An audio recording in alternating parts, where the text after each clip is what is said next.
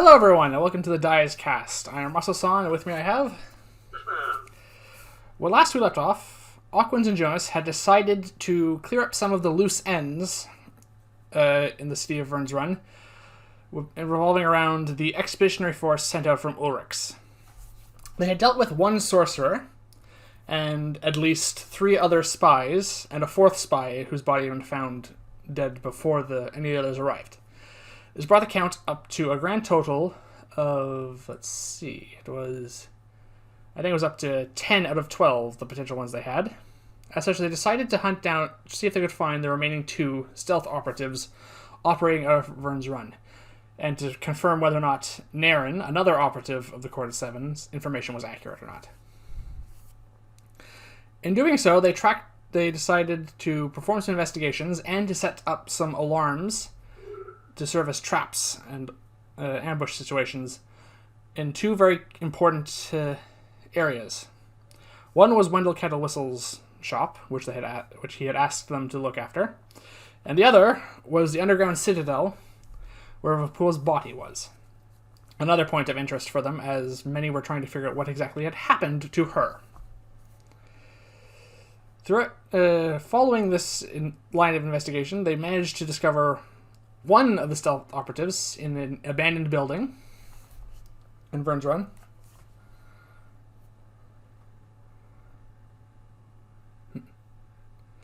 They also managed to find 2 recruits, apparently, to the Court of the Seven. A pair of guards who had been recently causing problems for Aquans and Jonas in town, who seemed to have thrown their lot in with them in order to improve their station in the city. And lastly, the sole remaining stealth operative, a Dragonborn, had broken into Wendell's, which they also dealt with in time. All of this left the party rather exhausted, going back and forth throughout the city. And as they were heading back to retire, they found General Uthal Skywatcher and his battalion and the soldiers taking a young woman who looked very unhappy to be being escorted by them back to their residence. Acting quickly, Jonas planted an illusion in the mind of the general, which was in the form of Zork, who they had, to this point, so far the general is aware, is still active in Vern's Run and seems to have some sort of interest in it. Terrified, he ordered the guards to open fire upon the illusion which they could not see, as this was phantasmal force. Aquans messaged the young woman to flee in the direction of the whippoorwill. By the time and she was able to escape, they reconvened there and found out that she had, up until recently, been working at the Platinum Dragon Inn before it collapsed. They got her situated and then went upstairs to retire to rest and to prepare to deal with the sole remaining contingent within Vern's Run. 9:30 in the morning. At 9:30 in the morning, yes, we were up all night. Alright, so that is where we are picking up, right there. Before we go to our long rest, there is one roll that needs to be made. And that is the fact that at the end of the last session, you said that this general had rolled a natural 20 to realize that was phantasmal force affecting his mind. So there's going to be one more intelligence check here to see if he can connect the 2.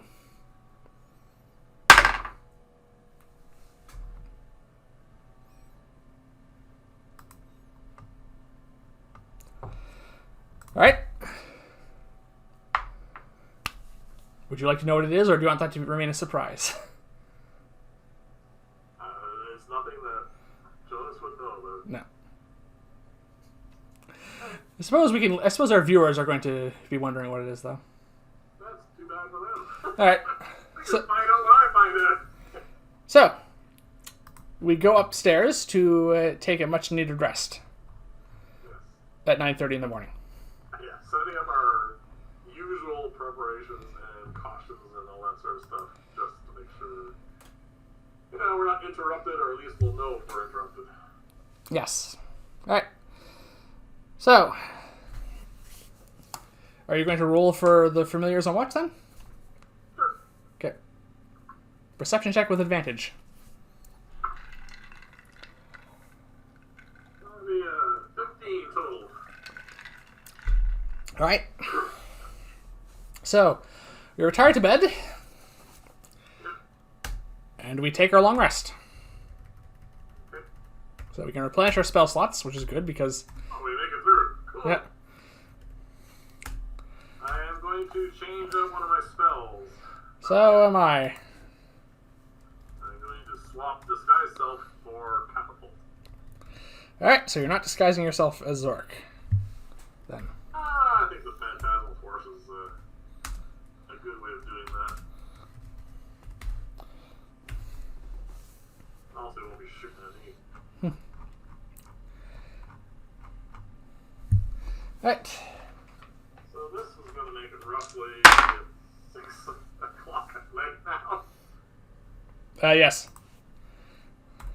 It's going to take so long getting our sleep cycles back to normal after this. Yeah, if we live, of course. Yes, there is that. Alright. But we do wake up, and we do get our long rest, and we prepare our spells. And the evening, as it is when we wake up, is ours. What exactly are we going to do with it? Well, I think we should go and see what our wonderful friend has been up to during our rest. What has he been up to? Okay. I've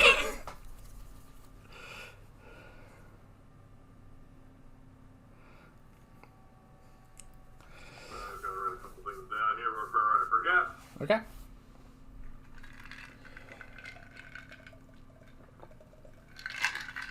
Alright, all nice and fresh. Okay, let's go for a walk. Alright, so we go outside. It's about 6 in the evening, which means the sun is... Probably should have something to eat first. Oh, okay. So we want to go down for... Long night. So we're going to go down for a late supper. Breakfast. Technically both. Alright, and then we head. You also notice as we're down here that a lot more people seem to be at the Whippoorwill at this point. I think a lot of people are probably trying to stay indoors, but they have been doing that for the entire past day. So they might be trying to venture out of their homes, but only into specific areas where they might feel secure, and I suppose our inn counts. Well, not wanting to be lightning bolted, I guess. Mm-hmm. Or that other poor gentleman got staff blasted as well yesterday. Yes, there has been a casualty at this point. At least one. Alright. Then we head out. Alright, we head out. So, as we exit the Whippoorwill, as I said, it's, well, we stopped to eat, so it's now probably closer to 7 than it was when we got up. So the sun... Sorry? Dark now. The sun has indeed set. If we headed at 6, it would not have set yet, but we're getting to the point in autumn where the sun is setting earlier. Okay. Alright, so dim light at best. Yep. Well, we have light cantrips if we need to. Do you have a lantern? I think the cover of dark would be beneficial at this point, I think. Alright. Just bear in mind that perception checks are going to be at disadvantage for... I am going to get my all out in case, well, not now, but when it matters. Alright. Alright, so we are heading to the merchant's townhouse where they've been using as a hideout, basically. Up in this point, I presume? So, head down here, Yes. and during this walk, I want to see if anybody is, if anything seems different. Alright. The general perception, I guess. In general. You can roll perception. If you're using your owl, you do not have disadvantage. So it'll just be regular roll in? Well, your owl does have keen sight and hearing. Alright. So you can have an advantage on that. The owl has night vision, so that's fine. 16. Alright, 16. There doesn't seem to be too much happening at the moment. There's not a lot of people out, but then again, it is after dark. So they may just have simply retired to home or gone to some local tavern, that sort of thing.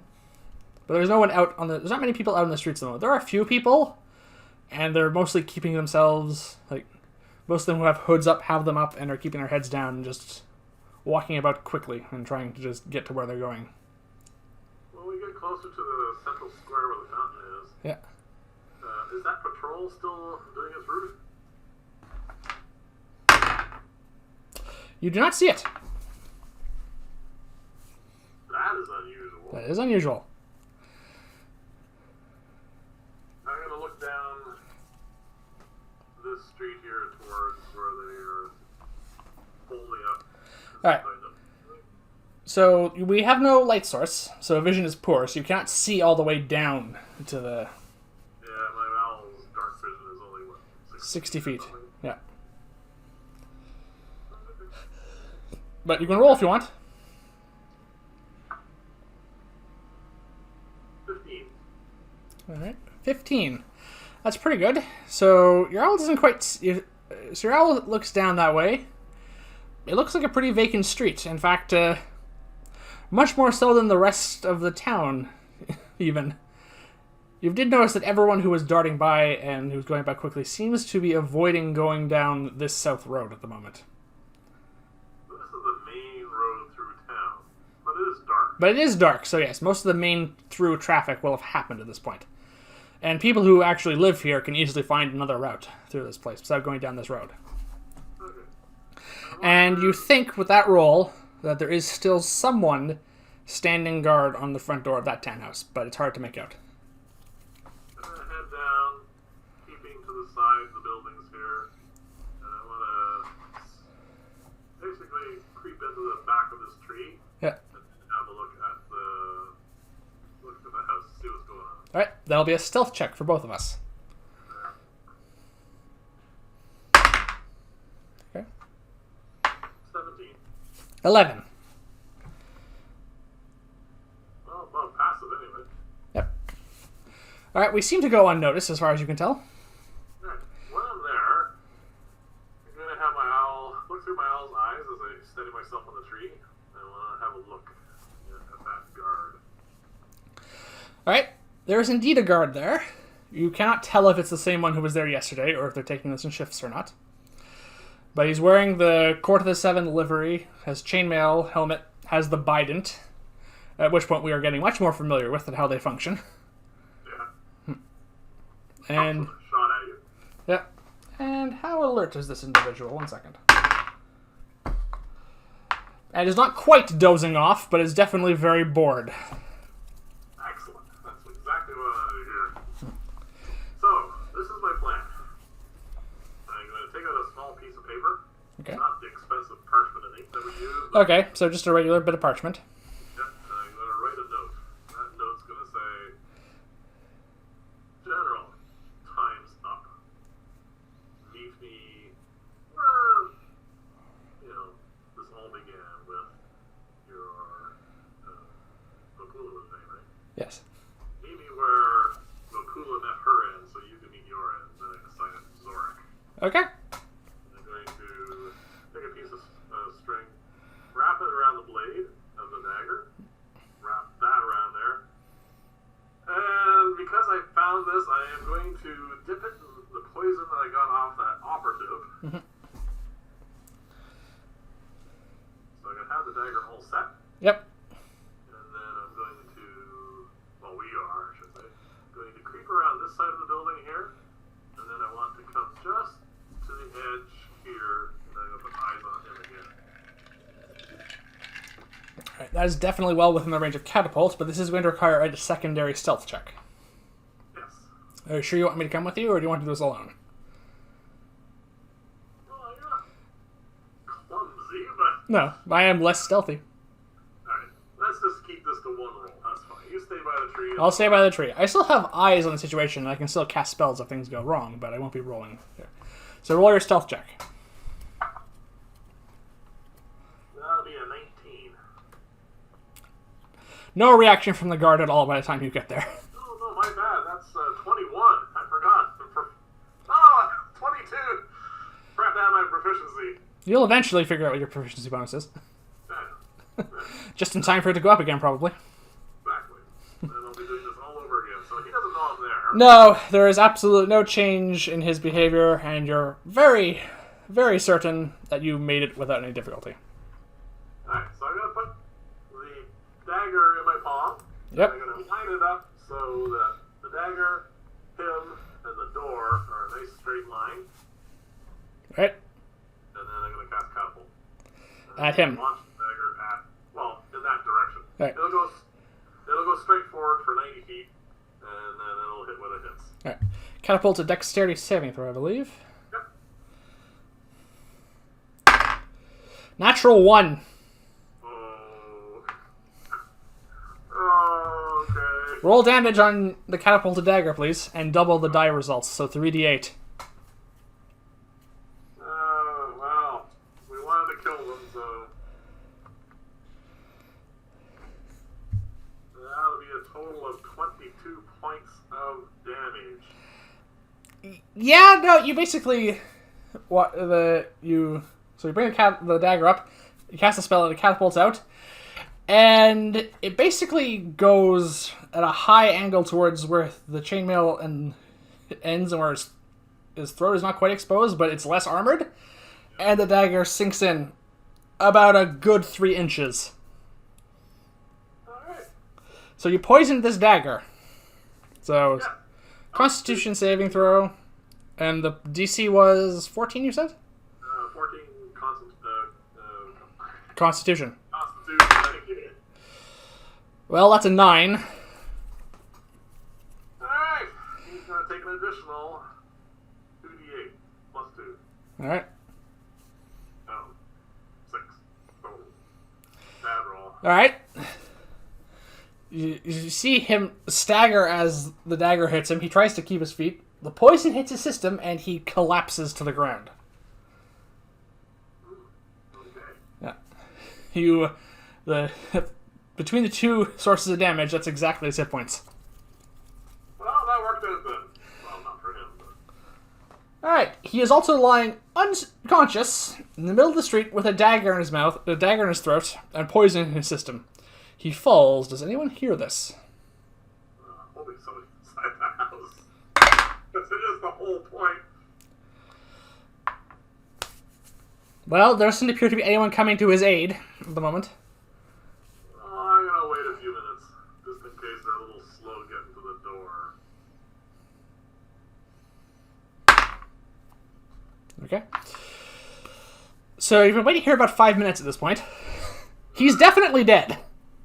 He's definitely dead. Do I notice any lights on in the house? Lights are on, yeah. This is still at the hour when people are usually up. Alright. Hang on, hang on. There's going to be one more roll made now. Oh, there we go.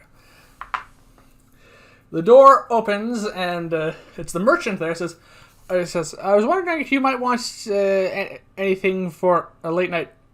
Looks down, sees the body, sees the dagger sticking into the guard's throat. It stammers for about 10 seconds before going back into the house and closing the door. You do hear it lock again. And some frantic footsteps. Alright, I'm going to swing around the buildings and meet you at the tree. Alright, easy enough to do. There's no one watching at the moment. Yeah. And then I guess we'll wait and see what happens. Alright. It doesn't take too long. About a minute later, which is probably how long it took the merchant just to explain the situation, the door opens again, and you see two of the other officers of the Corps 7 infantry there come out and pick up the body of their compatriot and take him inside. A third member comes out and picks up the Bident. And they go inside and the door is closed. Right. There is still a pool of blood lying on the doorstep of this because, well, it took them close to 10 minutes to come out and get the body. Alright. So you're confident he's dead. I think what we should do at this point is retreat to about right around here. Yeah. Sorry. Right about here. Alright. And let's see if, well, first off, if they can read, and secondly, if they're going to respond to this. Alright, there's one more roll that needs to be made. Okay. Alright. So we retreat to that position. Yep. And Now we're waiting. waiting to see if they come out.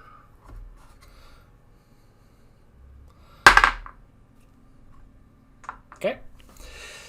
About 5 minutes goes by and there's no activity as far as we can tell.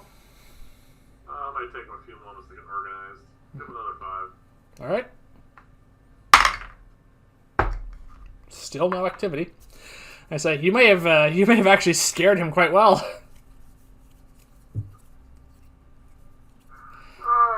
This plan may have worked too well.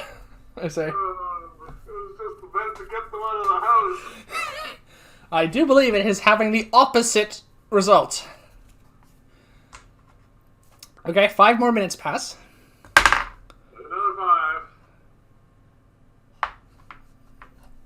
5. Still nothing. Another 5. Alright, so we're at the 20-minute mark at this point. This is when they took the body inside. And then the door opens. Alright. So who's coming out? Alright. 2 guards exit and have their Bidents armed at the ready. Yep. And they are looking down the street on both sides, both up and down along the south road there. Okay, well, it's dark now. It- We are hundreds of feet Yes. away. There are some lit candles, basically like almost like a lit lantern. Here. No, not here, at the actual townhouse. That- So they have a bit of light. However, this is still going to be a disadvantage just how far it is. No. They definitely do not spot us, but they're looking around. You see one of them give a word over their shoulder. And then the remaining infantrymen and the general come out. Alright. They are all dressed and ready for battle. Okay, what I want to do now then is cross the square, like in the shadow of this building, and then I want to ease up just a little bit Yep. to see if they are actually coming this way. I know I'm taking a bit of a chance, but I'll roll stealth if you want me to. Yes, we should. Because... You can stay back there. Oh, I'm not... I still have to, unfortunately, because something else is happening. Okay, that's good. I rolled an 18, so I can roll stealth when it matters. Every now and then. 15 actually. I'm worse than you apparently. Okay, that's still good. As you cross over there to hide in the shadows, you have a perfect view of the watch office. Of the watch house. Yep. Which doors are opening. And you remember that patrol that wasn't there? Yep. Well, now apparently they've decided to come out. They're coming back out. And it is indeed, so there's the 4 of them coming out. It says, all right, well, we had a nice break, but we have to get back to patrolling the streets. Do I recognize any of them? No, these are kind of these. You don't know everyone too well. The person we know most is that sergeant we've been interacting with, and he is not present. These are just general watch office members, as far as we can tell. Unfortunately, I can't risk too much of an interaction with them because they drag me into the watch house for clarifications. Yeah. Also, unfortunately, coming up the south road, you can see the group of the 7 members that remain. Well, while I'm still hidden, Yeah. I'm going to rejoin you. Yeah. And we're going to head down. Well, we'll stop at the exit, or the entrance, whatever you want to look at it. And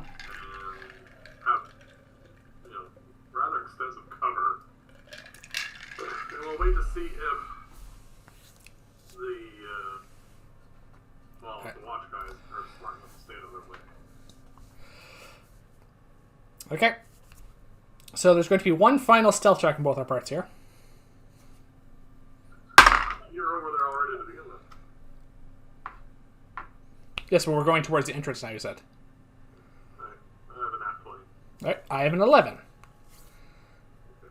Okay. So we seem to proceed perfectly fine. This is just against passive perception at this point. At which point, the watch patrol goes back into their standard formation, and they start heading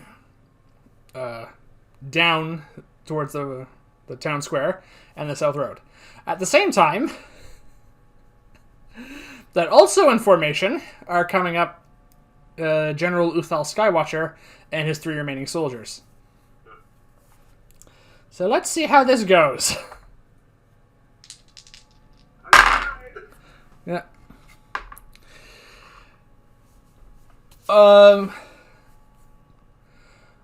The watch is, needless to say, quite terrified as they see, well, the massive Goliath form of the general approaching, let alone the 3 well-armed soldiers. The general just barks an order at them to basically stand aside and not interfere with Court of 7 business. And at a roll of 5, they are more than willing to go along with that at the moment and let them pass. Excellent. So basically, there is a bit of an awkward moment where they let the Court of 7 pass, and then they continue on the patrolling down the south road, and seem to be pretending that they did not see them. That could have gone very differently. Yes. I'm very happy at this point and confident that they're going to come down below, so I think we should head on and set up for our ambush. Yes, we do not know how long we're going to have, because they're currently in the town square. Yeah. Right. So, we are heading down below. I think it's this way. Yes, it is. At a very familiar point for us at this point right now. Yes. Alright. I have a question. How wide is it here? It is 30 feet across the river. I mean, right here with the bridge. Oh, the bridge is 20 feet across between the 2 points. I just have these 2 10-foot poles that are in the cloak, and I thought, maybe we can just use that. If you connect them somehow, you might be able to. That kind of time. Yeah. Yeah, it's about 5 feet segment of each side of that bridge remains, so it bridges the gap a little bit. Alright. I suggest once we're down into the dark, we get some light spells going. Alright. So, we each cast our light cantrips. Yep. And this is probably where you should probably give some input. The best place for us would be on the opposite side. That way, when they come down, we have the river as a nice little barrier. We do know the sorcerer can definitely fight from range, and those Bidens fire off bolts of electricity. Yep. So, they're not useless from range. It's not guaranteed to give us any kind of real advantage of it, but it's a barrier. Okay. The other question I have is, these buttresses here for the bridge, do Yes. they supply any kind of cover? If one were to crouch down and low, they probably come up. There's probably about just enough cover there. If you were to crouch down and keep your head really low, like this low, it would probably provide about as much cover as there's between my head and the top of my chair there. So, some cover. Some cover. It's probably somewhere between 4 and 5 feet, those buttresses. So if you were to crouch down, or maybe it's somewhere between 3 and 5 feet. It's hard to tell. If you really crouch down, considering how tall we are, it could happen. But it's only from specific points. Okay, well, I get half cover on 4 Yep. Alright, that's the plan. Alright, But so we have a wonderful record at getting across this stupid thing. yes, and we are trying to save all our spell slots, so I assume we are just going to attempt to cross. Yep. I am going to try to jump across this river one more time. Okay. Oh, guess what? What?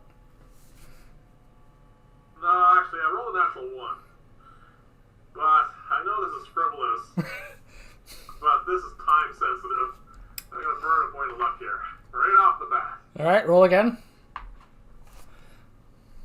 Brings up to a 3. Plus 5 is 8, which is still not the DC. I'm going in the water. Yes. I rolled a 2 minus 1 to swim across.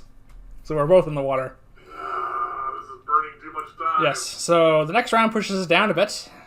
Alright, there we go. Yeah. Between the 2 attempts, I am able to swim across. I only need 1, so yeah. 16. Alright, we're across. We're across. That did burn seconds. Yes, but I don't think they're rushing. I think they're probably going to be very, very cautious. Can you dry me off, please? So we're taking more time for me to just prestidigitate you. Okay. Yeah, well, I'm looking up. During this, I'm going to look down the corridor. There's a tunnel. Do I see a light? You do not at the moment. And the guards are human, right? The guards are human. They're not going to have any night vision, so I think I'll let you are not very familiar with Goliath anatomy. You could attempt to roll a nature check if you think they have night vision. His guards have to see. Yeah. Did they have lanterns with them as they're coming up the street? They have a lot of equipment with them that could easily, including in packs, that could include a lantern or a torch. Go for that nature check anyway. Okay. I don't have nature, but... It's an intelligence check then. 2. Alright. I do have nature if you want me to roll. Sure. Okay. It's a total of 20 for me. Goliaths do not have night vision. So they're probably going to need some sort of light source. Well, yeah, I won't be able to see squat. So the second... Actually, no. Probably about this time, we should cancel our light spells. Alright. I cancel my light cantrip, and you do the same. Yeah. It is dark here. We can see about 5 feet around us with difficulty. Really? That much light? I figured it would be completely black. Well, basically, you have a very limited view in heavily obscured area, which is what darkness is. So you have a very small radius in which you can see. From here Yeah. to here is how far? Alright, so that's 30. It is, from that side, probably 100 feet. Perfect. Well within fireball range. Yes. You don't need to see a target, though, but you do have to see the point in which you're sending it. That's the point I'm sending it. And I'm waiting for them to get there. Alright. Are we setting up anything else, or is that... What do you have that has significant range? Magic Missile has the greatest range. Well, you don't have to hold that, so... No. Let's see. Frostbite is 60 feet. Yeah. Of all the combative spells I have prepared, Yeah. Magic Missile has the longest range. Alright. So, Apart from that, I'm going to have to wait for them to get a little closer. Alright, so this is my plan. I'm going to wait until I see their lanterns. Yeah. See the light as they're approaching. And what I'm going to do then is I'm going to drink my potion of heroism. Alright, so you are gaining 10 temporary hit points. Well, in a minute. Yeah. But yeah, I have to wait until I see this. I don't want to waste this. Very difficult to make. Yes. And I don't know if we have any... Don't know if you have the ingredients to do so. I have enough to make one more. Alright. That's it.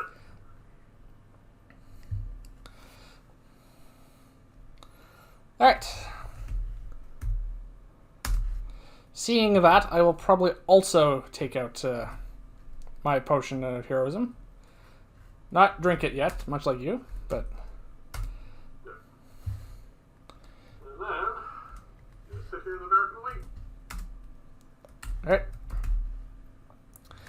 Just so you are aware, you will have to drink it if you want to basically use it before we enter combat and roll initiative.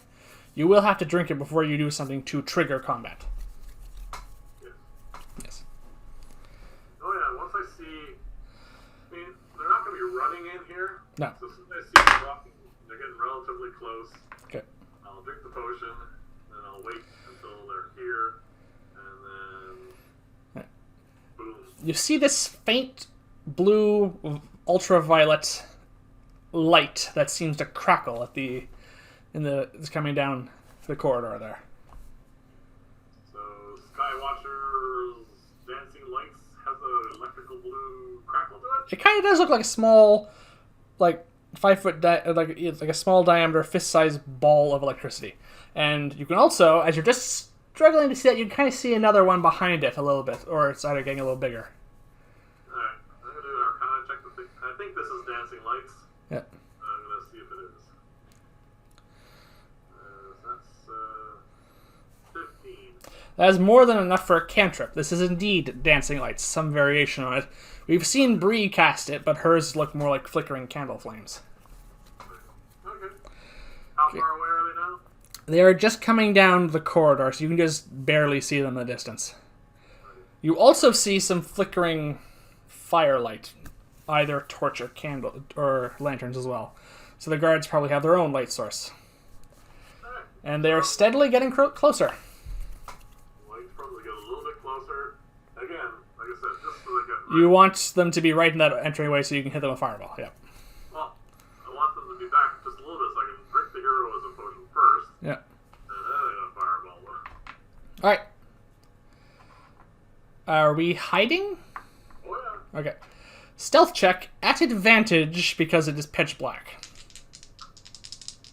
I don't even see this at all. I don't know. That's fine.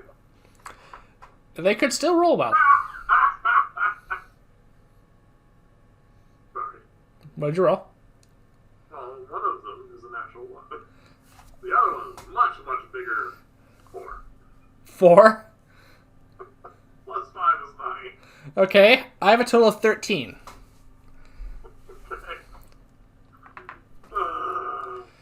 Because there's one facet you know of dancing lights, which is they can be directed ahead, obviously. They can be sent out. So he could possibly send those across the river to get a view on this side. What's the range? I don't remember. Range on dancing lights. Like 60 feet or something, isn't it? Hang on. We should probably just confirm this. Dancing lights. So the range is 120 feet. But the lights can be moved 60 feet, but they have to all remain within 20 feet of another light, basically. So we can't just send one 120 feet across the way and send them all out. They have to remain within relatively close together. So, right now the rate is dim, and he has to send them further out if he wants. Yep, there's 4 of them, and he can send all 4 of those out in a little formation if he chooses. Yep. Okay. Alright. Let me know when they get to that spot, and I'll drink my potion. Alright. It doesn't take very long. Less than a minute goes by. They are moving at a militant pace, basically, a march. Not a quick one, but they're not wasting any time. There is one individual in the back holding a lantern. The formation is basically a triangle with an equilateral triangle with the point going behind them. So there's 2 in front, 1 behind, and the general in the middle. The general has a dancing light just in front of them, and then the other 3 in a line up ahead. And it's the guard in the back who has a lantern. The other 2 have their bidents readied and are just watching everything. Alright, so they are basically at the point where you want them to be now. You drink your potion. Alright, so you gain the effect of the Bless spell. And 10 temporary hit points, because you do not have to roll for... No, you don't have to roll for temporary hit points on Potions of Heroism. And I will drink mine. This could be a massive waste depending on how this goes. I don't care. I don't want to take any chances with this guy. Alright, so mark off the potion. Those are gone. And then you're... Fireball! Oh, you stupid spell. Alright, Potion of Heroism. It's gone. Yeah. Alright. There's one roll that has to be made here. Okay. Alright. So you cast the fireball. Yep. What's the damage? It can't be good. I know that. 19. That is low. Alright. That is what that is. There's 3 ones in here. Alright, well, the general was not taken by surprise by this. We were hidden. But you were not hidden well enough for him not to spot the fireball being cast as you sent it before you launched it. Alright. Is he... Yeah, no, he's going to do this. He's paranoid. We've made him paranoid. Good. Maybe. Oh, wait! He can't. Never mind. Does the spell go through? He cannot counterspell from that distance. 60 feet. Yep. We are way too far for... You are way too far for him to counter your spell. So, 4 dexterity saving throws coming up. Okay. All of those are below 10. Alright, so they all take the measly 19 points of damage. Okay, so the guards, in order, have 9, 11. And the general's dexterity is the same as theirs, so 7 is his. Alright. So they all take 19 points of damage, and then we roll for initiative. Alrighty.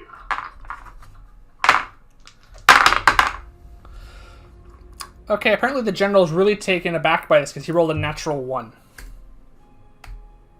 Oh, sorry. One of the d6s didn't get rolled. Alright, roll that. Come on, be a 6. Ah, sorry. Add 6 to that. So 25. Yeah. Yeah, for some reason I didn't know it. I rolled 1 less. Alright, what's your initiative? My initiative is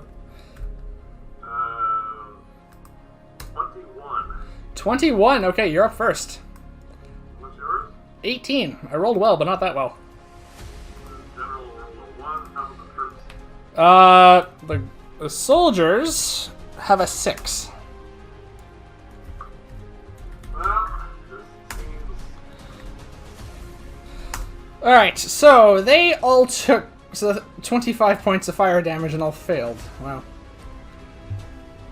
Guess what I'm doing again? Another fireball. Another fire. Hang on, I'm writing in their hit points with the adjustments to the damage. This time, though, I'm going to use... Sure, I did that. Yeah. Okay. Oh, sorry, I can't do it. Yeah, another fireball. I thought I put one on the right side. Alright, so this is your final third level spell slot. Yep. Understood?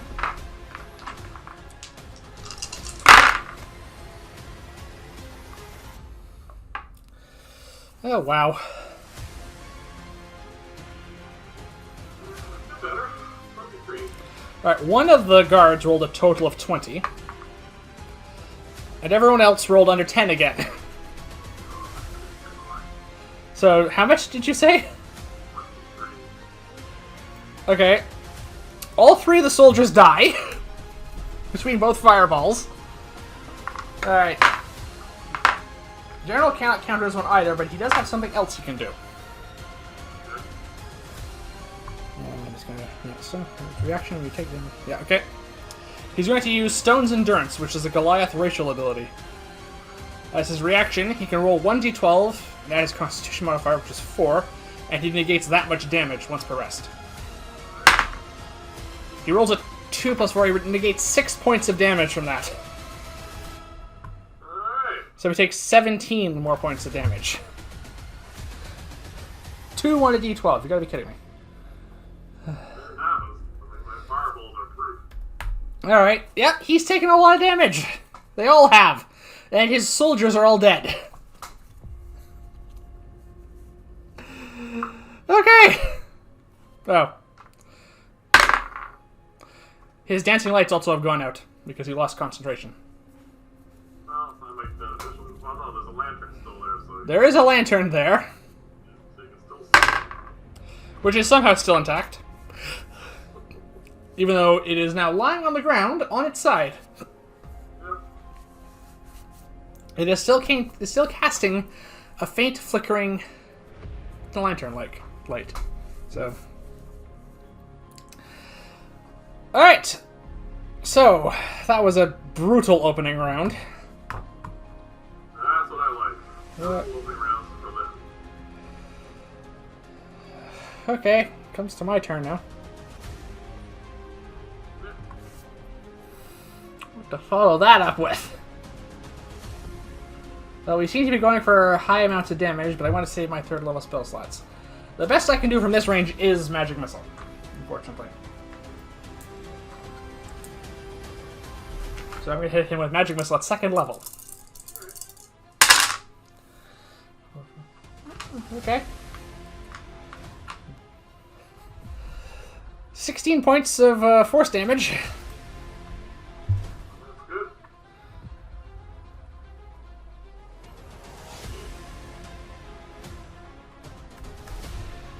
Yeah. Wow. Taking some punishment. He has, yes. I don't think he's dead yet. He's not dead yet, no. Alright. Well, That's our turns. We've both revealed ourselves, so...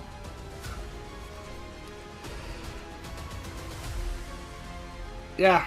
Alrighty.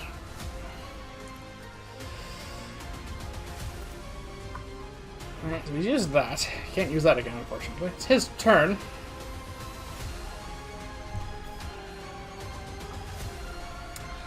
Alright, he knows where we are, roughly. And neither of us moved. yeah, it's kind of bad. Probably just spread over there. Yep. Alright, he's going to move forward. He can move about... yeah. So he can get about here with 30 feet of movement. So, he was here when I fireballed. Yep. So he can move to here. Yeah, around there. He's going to do that, and...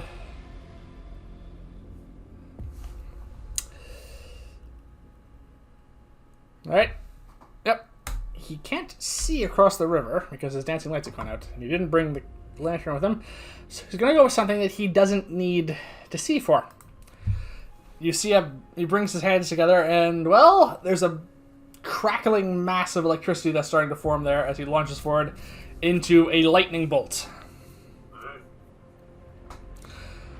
Missionary saving throws on our part. Yes, this is where we come to the fact where our positioning is not helping us, because he is exactly 70 feet away from us, which means he's outside of the range of counterspell. Yeah. Yep. Well, hey. Okay, that's very good for me. Alright. I rolled.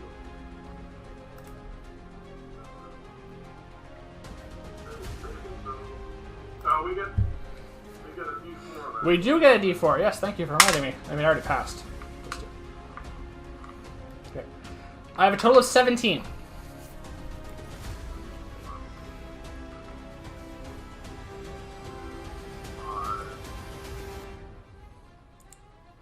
Uh, 16 for me. Okay, we both pass. Alright. There's still half damage, though, I'm afraid, on 8d6. I know. It is what it is. Yep. Alright. Yep, that's all of them. So half this damage. Okay, well, that's 2 ones. Hey, I had 4 ones in my first fireball. That's 6, 9, 11. 27 points of lightning damage, halved to 13. Minus 10. So all our temporary hit points are gone. Taking 3 points of damage. Yep.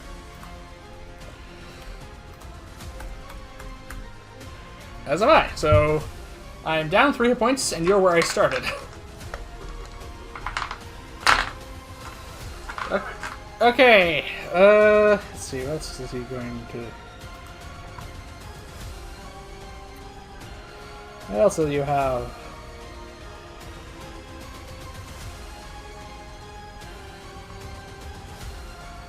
Oh, alright. Yeah, this underground chamber, you hear the wind pick up in a second after he's finished casting this spell. And, I need you to make a perception check at this point. With disadvantage, I'm afraid. Yeah.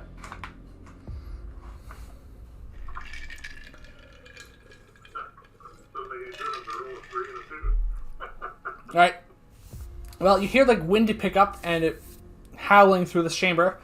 And by the time we've managed to duck down and fight through the pain of the lightning bolts, even with the potion we've drank at this point, still, when you look up, he's not standing where he was.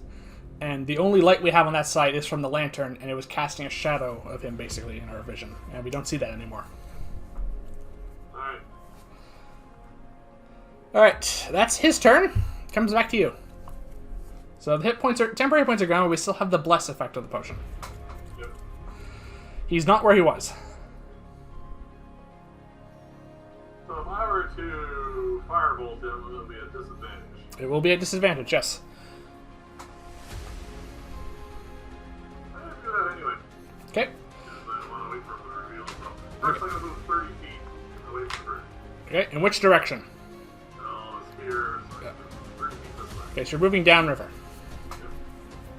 And then I go firebolt. Okay, and you're just aiming across there in general? Yeah. This is just funny, so I'm going to do the full math on this. 26 to hit. 20 with disadvantage? With disadvantage. You do get to add the d4 to the attack roll too. I know, that's why I rolled it. I rolled a 17 and a 19. Alright, well, that hits. Roll damage. Firebolt. 15 points of fire damage. Alright, so as you are writing your wand and you're trying to remember where you heard the wind blowing to, and you aim upstream and you unleash the little mote of fire which goes off in the flaming projectile, and you manage to hit him.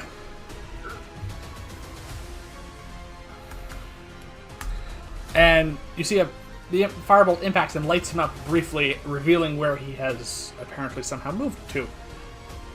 With the aid of the wind that seems to accompany him after he finished casting the lightning bolt. Alright. Well, it's still lightly lit up. I saw him light up for a moment, so I know where he is. It's still pitch black over there, so attack rolls will be a disadvantage. I'm going to see if I can... Well, let's see, but I paid enough attention to know...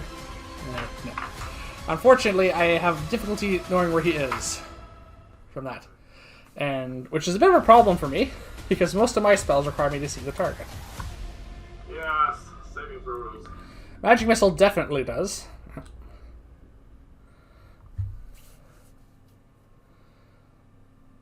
I am just going to... I'm just going to remain... I'm just going to... you can't really see me at this point. Yeah, you're well, roughly around here. Yeah, I was on the opposite side of the bridge right there, so basically.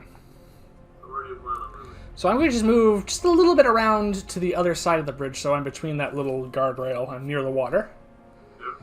And I'm just going to hold Frostbite until he reveals himself. And so I'm going to ready that, because it's the best I can do at the moment. Alright. Alright. Now we come to his turn.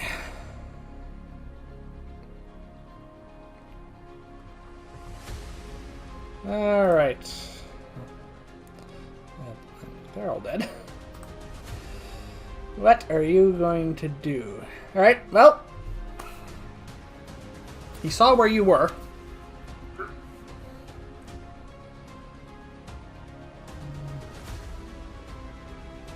Lightning Bolt's area of effect is a little too, well, linear, basically, is what it is. It's a little finicky when trying to line that up, so he's going to do something else. You hear his voice speaking, and it does seem to carry on the wind as it picks up again as he casts the spell. I'm going to try and keep my eye on him this time. Alright, well, you can see the arcane glow around him as he begins to cast the spell, and the wind is picking up. So, yeah, you can see him at the moment. You know where he was.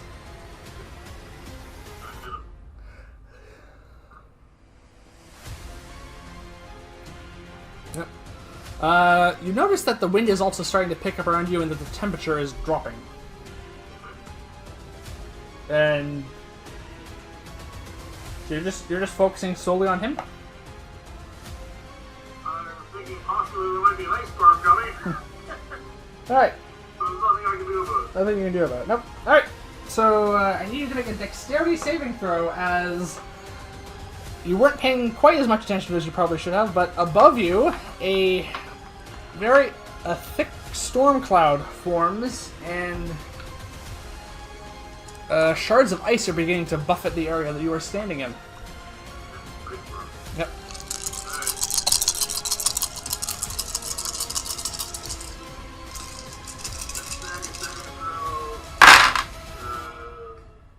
19. Alright, that does succeed. So this is only half this damage again. Yeah, but it hurts if I remember correctly.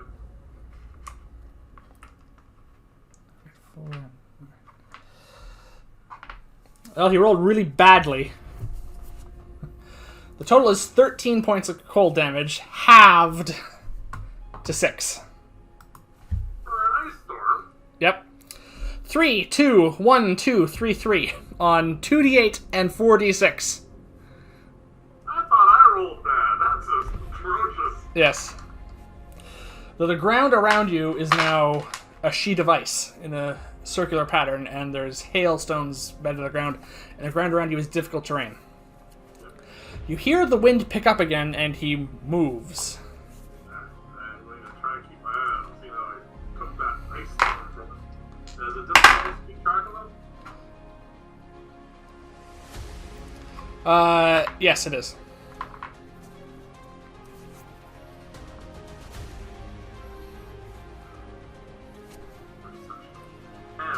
That's exactly the baseline DC we both need to make this, because he's not hiding. He's just moving in the dark.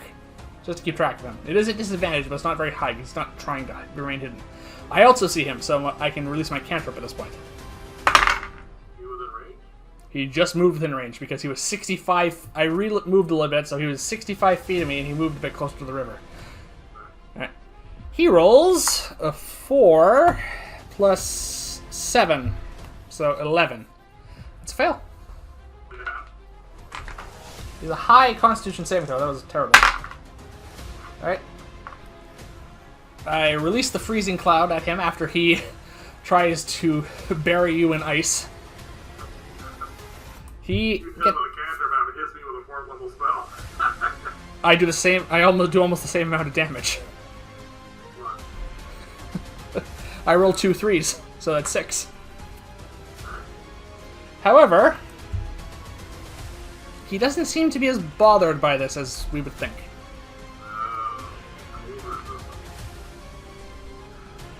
He still has disadvantage on his next attack roll if he's going to attack next turn. I don't think he was down to throwing cantrips just yet. He's gonna try out the big stuff. Alright. Hang on. Does he have anything else he wants to do? This is... It is a bonus action. Huh? Yeah, okay. He does indeed move, yes.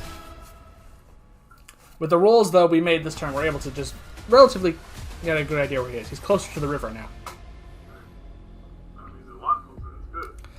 Alright, we come back to you. Alright. Well, there's no point in moving, because I'll just slip and fall. How long does that last? Just until the end of his turn. So this round will last. The end of his turn this time around. This entire round, it'll be difficult terrain. Going after that, it'll be fine. Alright. So I can see him. You know relatively where he is. You can't see him. There's still no light in this area. We're getting the individual flashes of spells being cast. We're using that to guide us. We know relatively where he is, but it's still disadvantage to hit him. Well, I am going to still... Alright, I can't see him to target it with a spell of targets. No. I can just use a ranged attack. Yep, you can use a ranged spell attack, or like me, you can hold a spell until he starts to reveal himself. And then you can release it. This is the unique... This is a little improvised here because we're in a pitch black area and no one has any lights up apart from a lantern that is still burning just in the mouth of that tunnel over there.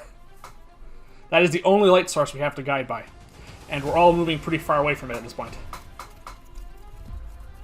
From that lantern. Yes. Unless anyone wants to cast a light cantrip at this point. It would just light up us. It's not gonna light up him. No. Alright.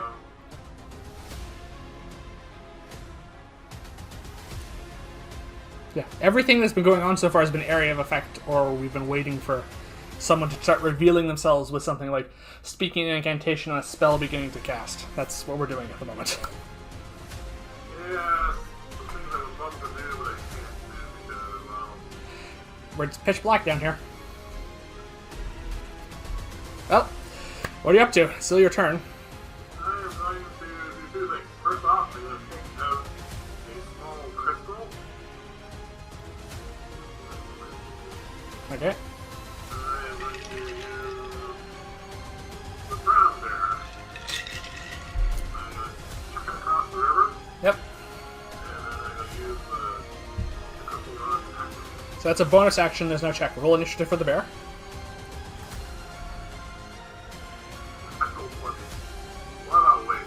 Alright, so it's going... Yeah, it doesn't get a turn this round, unfortunately. Commanding it to attack him. The brown bear also does not have dark vision, unfortunately. No, that's alright.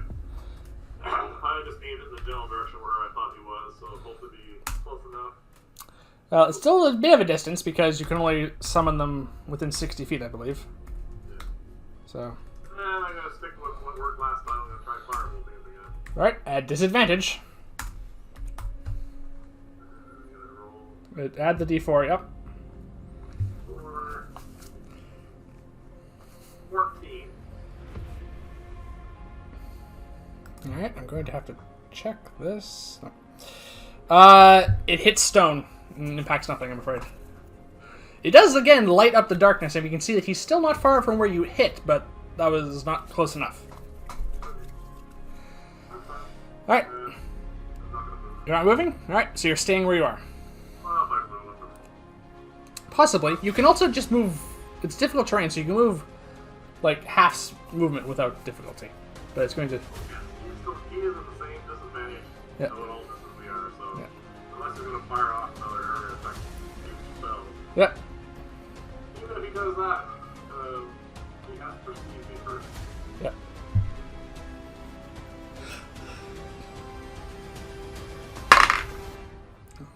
Disadvantage. Okay. He may or may not know where you are. You did just cast a spell at him. Yep.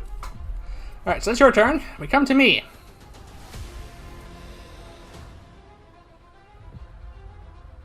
I know where he is roughly.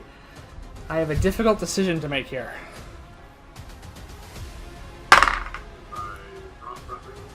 I cannot from where I am, but I can get closer.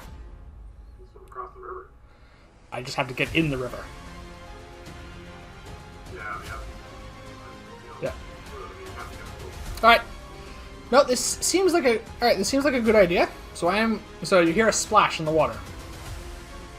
And I know roughly where he is. So this is an area effect spell, which means I can cast it without seeing him. Alright. So you then see from basically the riverbank a blue glow as this pale blue cone of frost heads up for 30 feet and gives off just a faint bit of movement and just faint enough light that it illuminates that area briefly as it flash freezes the water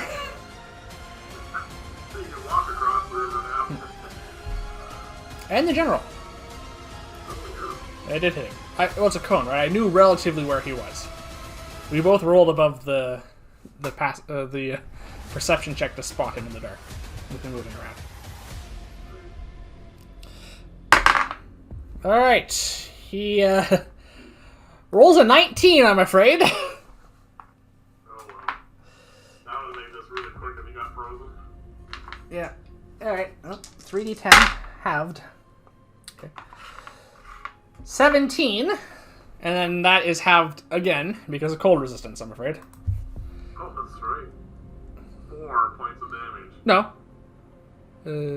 No, wait, 7. Yeah, no, it is 17. Halved is 8, and then halved again is 4. Yeah. Still taking 80 points of damage. He's one tough target. You sure it's 80? My count might be off. Positive, that's pretty close. Okay.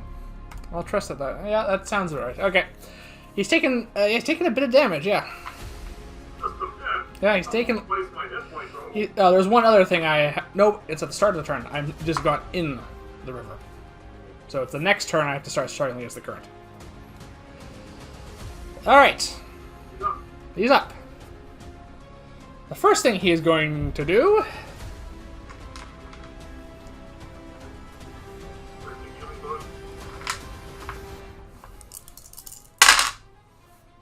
Oh wow, 3 1s. I'm really glad that wasn't a magic missile. Alright.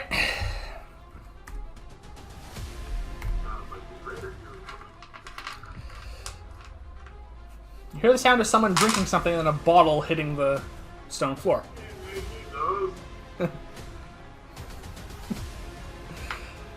And then... Alright. Does he know you summoned the bear? He saw... Oh, that's true. It's giving off light, so yes, he does see it. But he also knows where I am, because I cast a spell at him. It revealed me the same way it revealed him for a moment. Alright, what are you going to do? Who are you more concerned about, the bear or me? That's a good question. Yeah, there is that. I haven't done a lot to him yet. The magic missile was the biggest thing. Alright, so the bear, for reference, I know you can't see this, but I know I'm just pointing for the audience, is right about here. Yes, basically, it's just on a... It's just diagonally to the left from this bridge segment. On that side? No, a bit further. Wrong way.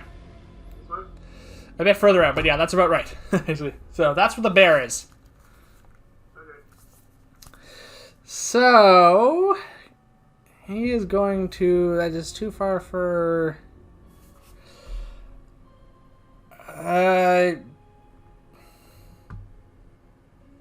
Yeah, the best plan he has is another lightning bolt. Who's the target? The bear. Okay. He's not too concerned about me, and... is it? Hang on one second. Odds... I'm going to do an odds and evens roll. Oh, that always works out so well for me. Odds, it's you. Evens, it's the bear. 4, it's the bear. So, roll the dexterity saving throw for the bear. It has no dexterity modifier. Alright, I'm gonna double check that. I'm looking at the brown bear stats. There's no dex modifier. Yes, I know, I'm looking at it. That's a fail. Okay. 10. 27. Better. Yeah, the bear... Well, you see the lightning bolt go arcing off. Hit through the bear, which starts to crack from all the damage that causes through it. And it keeps going until it's the wall. Lights up this area very nicely, lightning bolt. Yeah, it is an instantaneous blast of lightning. Okay. And that's gone. Alright. You notice the wind does not pick up this time. Okay.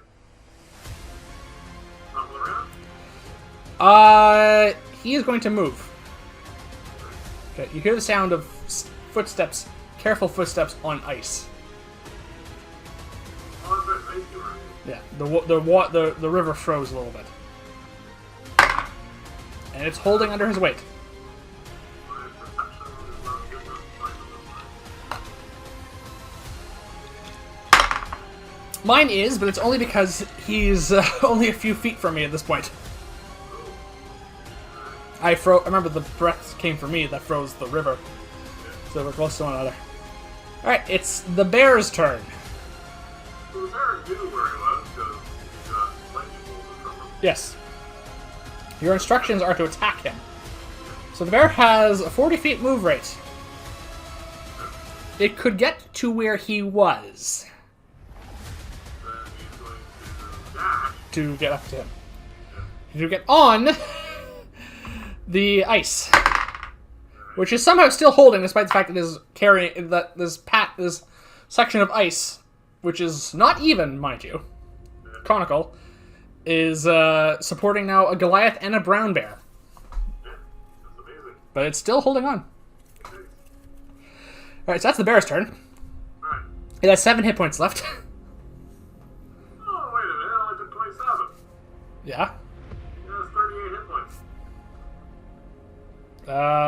34 according to the stat block I'm looking at. I wrote it down here for this particular thing. Anyway, so it either has 7 or 11 hit points left. It glows. It has 7. We'll just say 7. Yes, it does glow, so it gives off light. Is it illuminating him? Yes, it gives off dim light, basically. So you can just see him silhouetted by the light it gives off.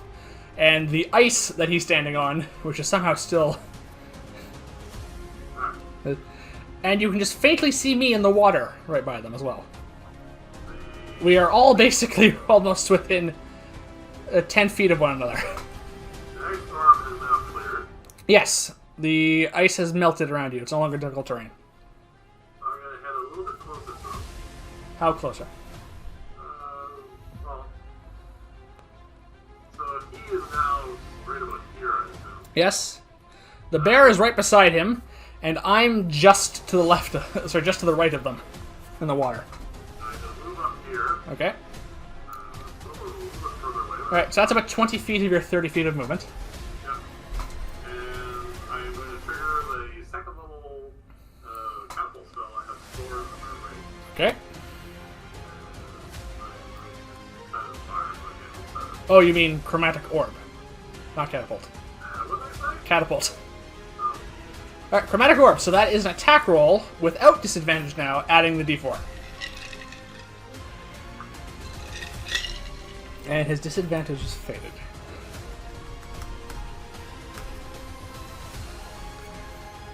what did you do to him? Hits. Make more of these potions, I tell you. So this is 4d8 fire damage, I believe. 48 fire. Yep. He is not resistant to that.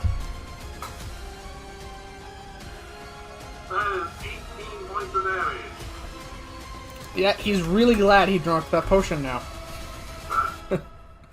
Again, you light him up with fire, and it takes a little longer the flames to die out this time, but it does pat them out.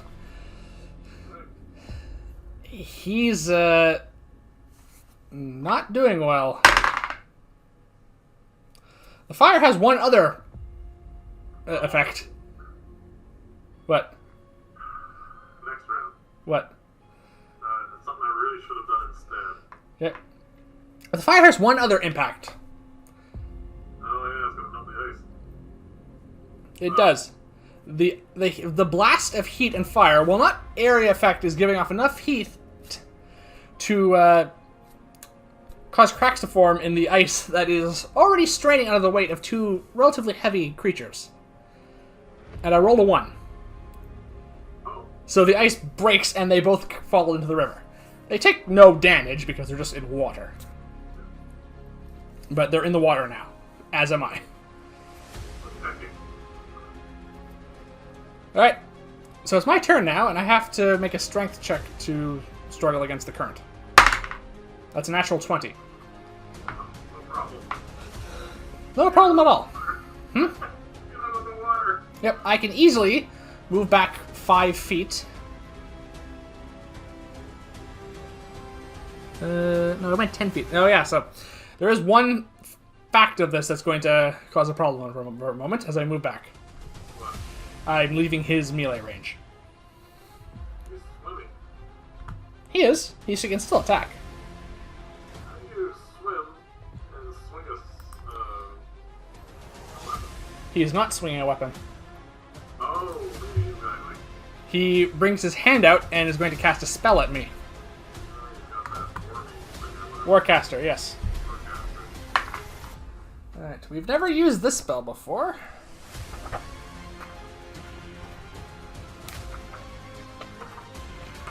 It looks, basically, as you see, a ultraviolet arc of electricity, like a smaller lightning bolt, leave his fingertips towards me. As he casts Witch Bolt. Oh, 30 feet, so yeah, he can easily hit me. Alright, he cast that at 2nd level. So it's 2d12 lightning damage. I'm just leaving the water. I think I'm going to give him advantage on the attack roll. I am wet from exiting the water. It's lightning. Okay. You're always wet,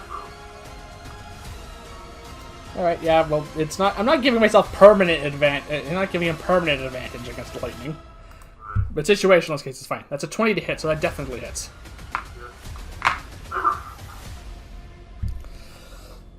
Alright. No, I don't want to counter this. Because there are worse things you can do to me.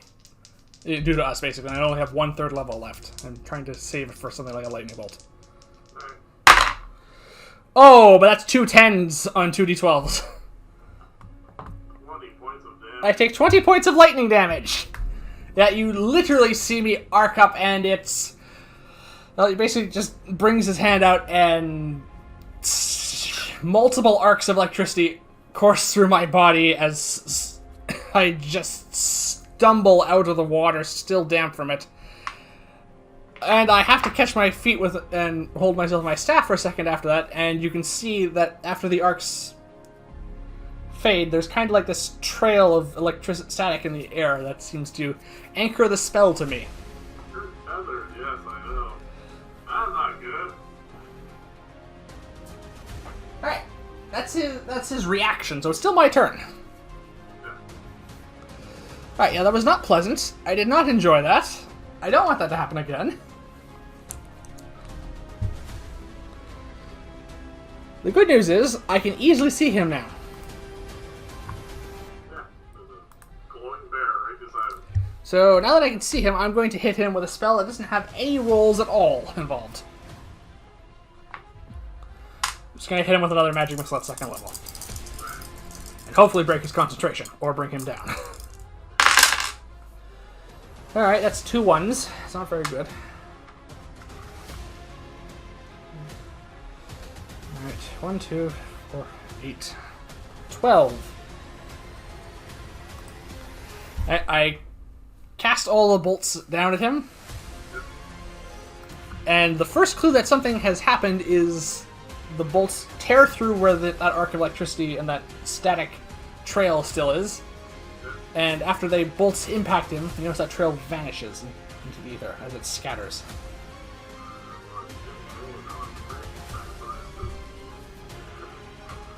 Well, at the very least, he's unconscious. Which we don't usually take these guys alive, so yeah, he's dead.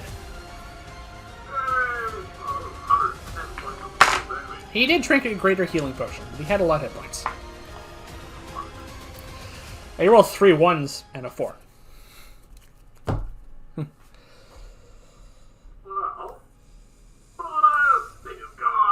He's in the water. He's also in the water. I got a bear. I'm gonna order the bear to grab him in his mouth and swim to shore. Alright, make a strength check for the bear. Yeah, well, this is a thing he can do well. Strength of 19.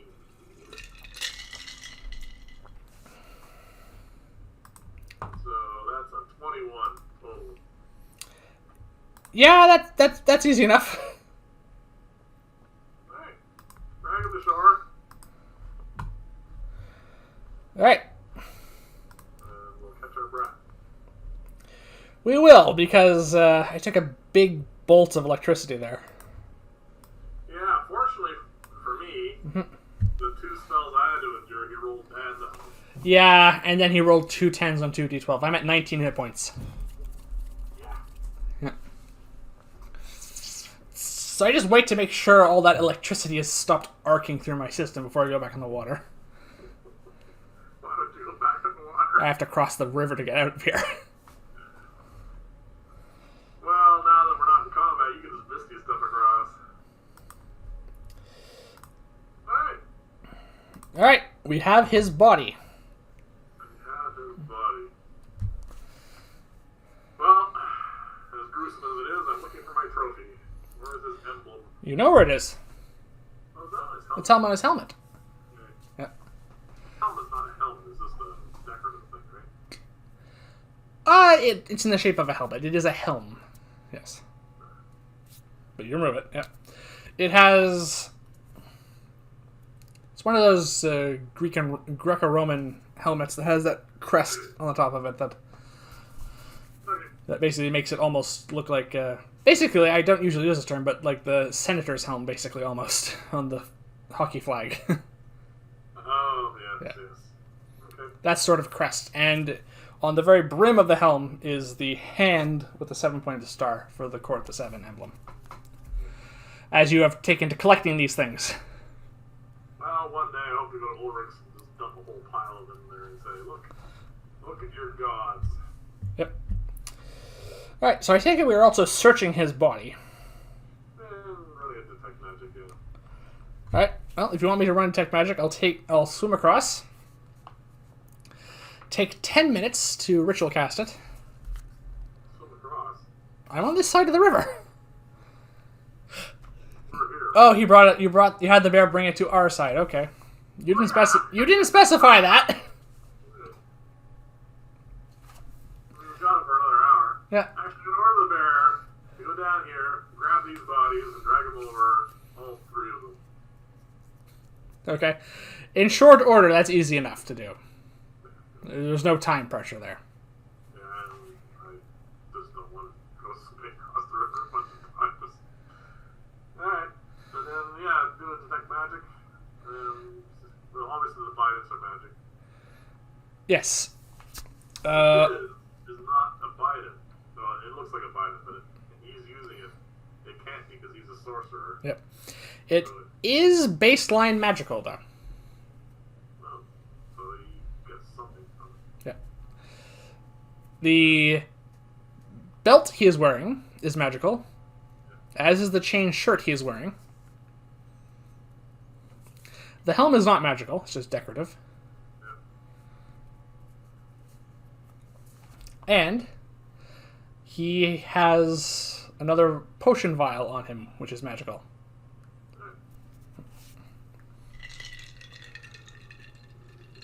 Well, just take those things for a moment. Right? His bident. Well, the 3 bidents of the guys. Are identical looking. Just gonna throw them in the river. Alright, you toss them into the river. No one's gonna buy them. And They sink almost immediately. they're absolutely no use for us whatsoever. Someone wants to come down here and claim them, that's their problem. The current may carry them a little ways, but they're not they don't float, they're metal. And also throw the 3 bodies in. Actually 4 bodies. Throw his in there As well after we take the magical items off him? And if he has like a change purse or whatever, yeah. As far as you know, well, we know that they had a chest full of gold on them, you think? You remember that? You remember them trying to... Well, we don't want to make that merchant richer, so... Well, that's, So we throw the bodies in the water. All right. So we have a few items to identify here then. Don't really want to do that just yet. Okay. All the items except his bident, which is ridiculously long, will fit in the bag of holding. The bident will not. Yeah, I got all of the magic items except the bident in the bag of holding. Yeah. Chuck his bident across the river, jump across the river. Strength check, please.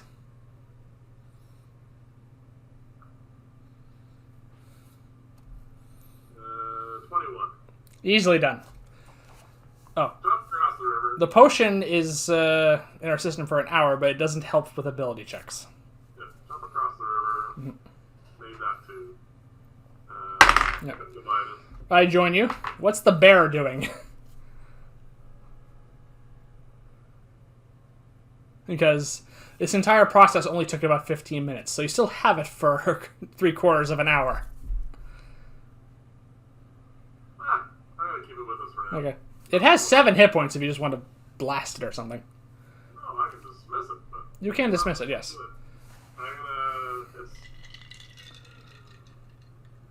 It is ostentatious, but it's going to be my companion for the next 45 minutes. It is ostentatious, despite the fact that it's showing cracks throughout its latticed form. People don't know that, though. Well, people will see the cracks, they don't know what it means. You know it's taken a lot of damage. Alright, so I'm going to, or we are going to, walk back up. We passed the lantern. Yeah.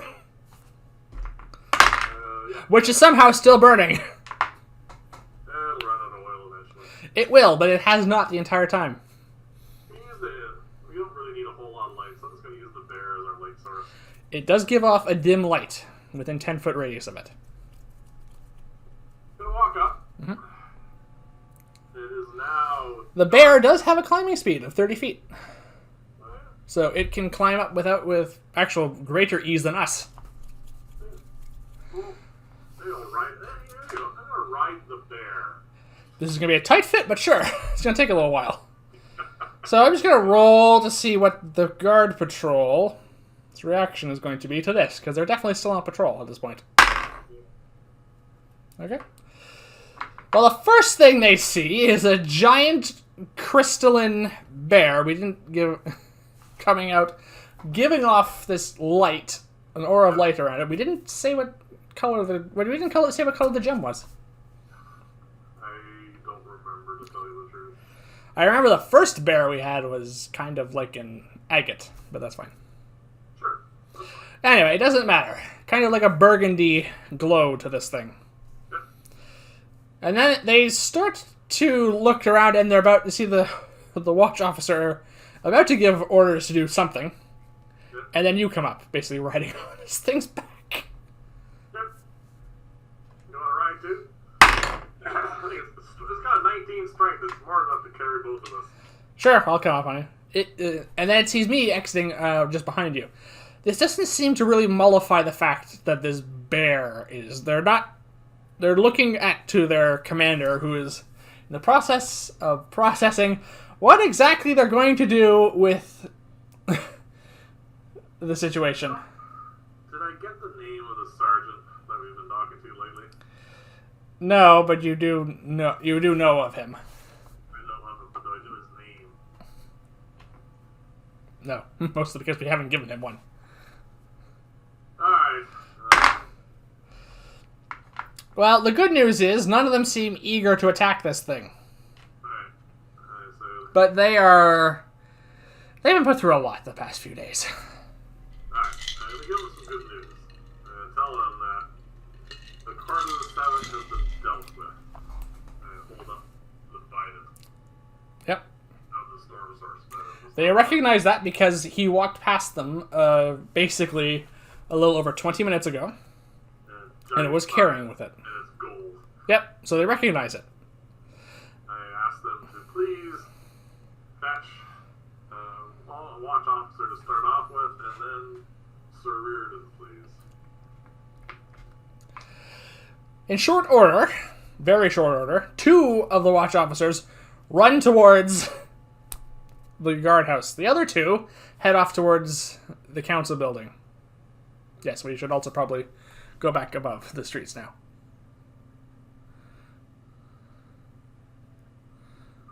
Alright.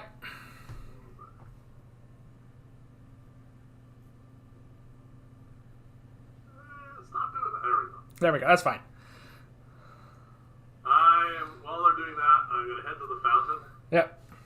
Get off the bear. Get off the bear. Yep. Okay. I'm going to stand there and wait for them.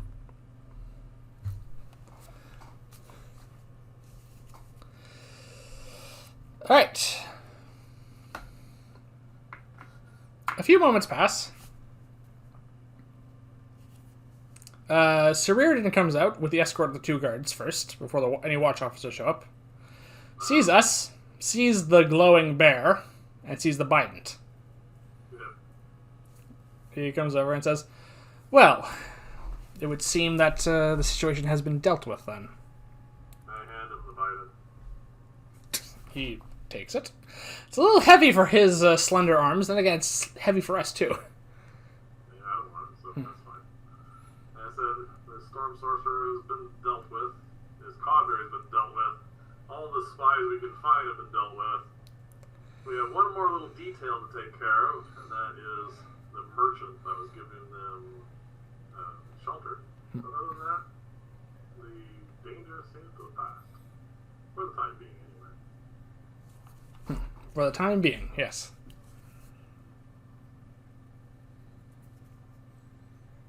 No response from them? That's what he says, for the time being, yes. He says, well, he says, I have to thank you on behalf of the town. He says that you have certainly assisted us once again in a dark time for us. Having these sorcerers and their soldiers and servants in this town has certainly made times difficult for the people of Vern's Run, and in those times many people fall into the less pleasant aspects of their nature. Yes. It says. Oh yeah, it reminds me. I don't remember the watch gentleman's name that recently got fired, and his buddy. I don't know the names. I don't think I ever knew their names. Anyway, they decided to join in the storm sorcerers. They have also expired. Is very well. He doesn't seem too concerned about that. It's as if they probably had outworn their welcome in the watch. Let's just say. Well, we got fired, so yeah. Yeah. Okay. So they made one final bad decision, and it cost them their lives. So yeah. So if you don't mind,